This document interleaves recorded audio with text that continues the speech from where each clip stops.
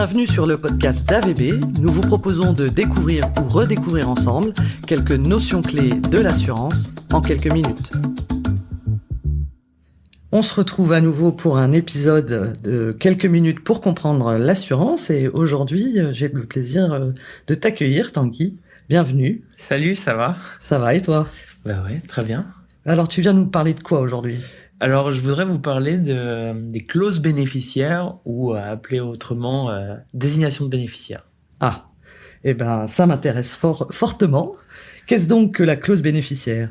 Eh ben, ça porte assez bien son nom. Finalement, c'est un document dans lequel on va désigner qui sont les bénéficiaires du contrat.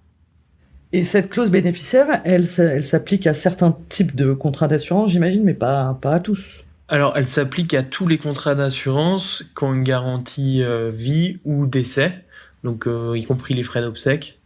Mais dès qu'il y a une garantie sur la vie, oui, il y a une clause bénéficiaire. Ok, donc y compris à la prévoyance individuelle ou collective. Exactement. Donc souvent, quand on arrive dans une entreprise et qu'on bénéficie d'un contrat collectif de prévoyance, il y a bien une désignation de bénéficiaire qui doit être signée. Alors, je comprends qu'il y a pas plusieurs types de contrats d'assurance qui nécessitent cette clause, mais si j'ai pas fait de clause, il se passe quelque chose. Enfin, comment ça marche ? Alors finalement, la clause bénéficiaire, en fait, par défaut, c'est la clause standard qui s'applique. La clause standard, c'est un peu les héritiers légaux qui vont bénéficier du contrat. Par contre, l'assuré peut tout à fait choisir de faire une désignation dite particulière, c'est-à-dire de désigner nominément des personnes physiques ou même personnes morales habilitées à recevoir des dons, donc des associations, pour bénéficier et être les bénéficiaires du contrat. D'accord. Mais du coup, quand est-ce que il faut faire cette clause ? Est-ce qu'il y a des moments particuliers et préférentiels ? Oui, alors généralement quand on établit le contrat, là, par exemple si on ouvre une assurance vie ou alors qu'on arrive dans une entreprise, on va pouvoir signer une désignation de bénéficiaire, la compléter en disant je souhaite que telle et telle personne, telle association bénéficie de mon capital en cas de décès. Mais dans l'idéal, il faudrait que cette clause soit aussi actualisée assez régulièrement en fonction des événements de la vie de l'assuré.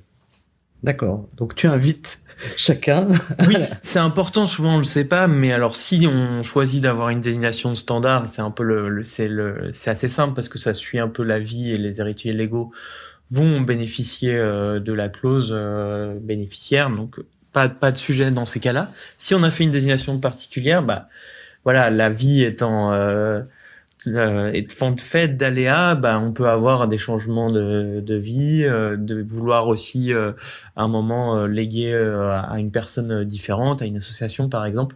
Donc dans ces cas-là, c'est important de la mettre à jour parce que c'est au moment du décès la clause bénéficiaire qui a été signée qui s'applique. Donc s'il y a eu un changement de vie entre la signature de la désignation de bénéficiaire et l'événement de décès de l'assuré, ça peut créer des problématiques mais du coup, des complications. Je comprends bien que du coup pour l'assuré c'est important.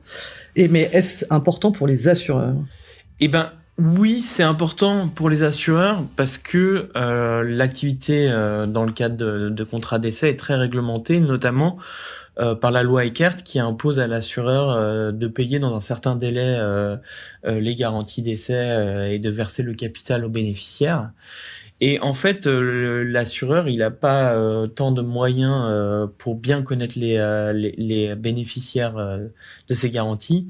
Et du coup, actualiser régulièrement les désignations de bénéficiaires, en tout cas quand c'est des désignations particulières, c'est vraiment avoir une base de bénéficiaires à jour et donc pouvoir payer beaucoup plus rapidement, de ne pas prendre le risque de ne pas être dans le cadre légal, mais au contraire d'être proactif sur le fait de pouvoir contacter les bénéficiaires, les payer au plus vite. D'accord. Donc on comprend qu'il y a un lien assez fort entre cette fameuse clause bénéficiaire et les engagements et les obligations de la loi Eckert.